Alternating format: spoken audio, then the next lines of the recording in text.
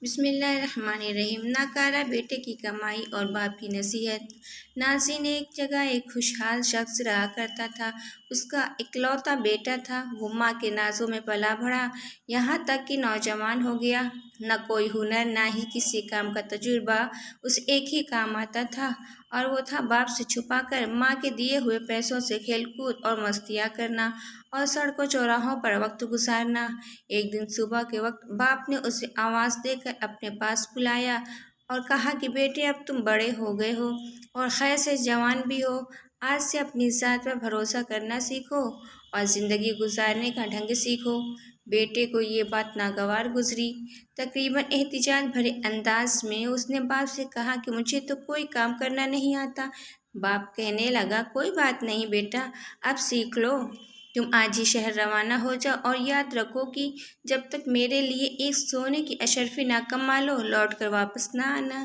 بیٹا گھر سے جانے کے لیے دروازے کی طرف بڑھ ہی رہا تھا کہ اس کی ماں، جو یہ سب گفتگو چھپ کر سن چکی تھی، بیٹے کے سامنے آ گئی۔ مٹھی میں چھپائی ہوئی اشرفی بیٹے کو دیتے ہوئے بولی کہ شہر چلے جاؤ، رات گئے لوٹ کے اشرفی باپ کو لا کر دینا اور کہنا کہ میں شہر سے کما کر لایا ہوں۔ اور یہ نوجوان خوشی خوشی گھر سے روانہ ہو گیا۔ شام گئے لوٹ کر بیٹے نے ویسے ہی کیا جس طرح اس کی ماں نے اسے سمجھایا تھا۔ وہ سیدھا باپ کے پاس جا کر کہنے لگا کہ ابا جان، یہ لیجیے سونے کی اشرفی۔ میں نے سارا دن بہت جان لگا کر کام کیا اور بہت ہی مشکل سے یہ اشرفی کما کر آپ کے پاس لایا ہوں۔ باپ نے اشرفی کو لے کر کافی غور سے دیکھا، پھر آتش دان میں جلتی آگ میں جھونکتے ہوئے بیٹے سے کہا کہ نہیں برخوردار، یہ وہ اشرفی نہیں ہے جو میں نے مانگی تھی۔ تم کل سے دوبارہ کام پر جاؤ اور دیکھ لینا، جب تک ایک اشرفی کما نہ لینا، لوٹ کر واپس نہ آنا۔ بیٹا خاموشی سے باپ کی اس حرکت کو دیکھتا رہا، نہ کوئی احتجاج اور نہ ہی کوئی رد عمل۔ دوسرے دن شہر کو جانے کے لیے گھر سے باہر نکلتے ہوئے دروازے کی آڑ میں ماں کو پھر منتظر پایا۔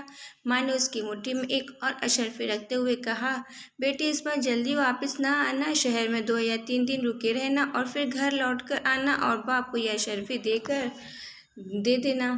بیٹے نے شہر جا کر ماں کے کہنے پر عمل کیا۔ 3 دن کے بعد گھر لوٹا، سیدھا باپ کے پاس گیا اور اشرفی اسے تھماتے ہوئے کہا کہ اے میرے والد محترم، یہ لیجیے سونے کی اشرفی۔ اسے کمانے کے لیے مجھے بہت کٹھن محنت کرنی پڑی، امید ہے کہ آپ کو پسند آئے گی۔ باپ نے اشرفی کو لے کر اسے کافی دیر غور سے دیکھا اور دوبارہ یہ کہتے ہوئے آگ میں پھینک دی کہ بیٹے، یہ وہ اشرفی نہیں ہے جو میں چاہتا ہوں۔ کل تم پھر سے کام کے لیے جاؤ اور اس وقت تک نہ لوٹنا جب تک اشرفی نہ کما لینا۔ اس بار بھی اپنے باپ کی اس حرکت پہ بیٹا بغیر کوئی ایک لفظ بولے خاموش رہا۔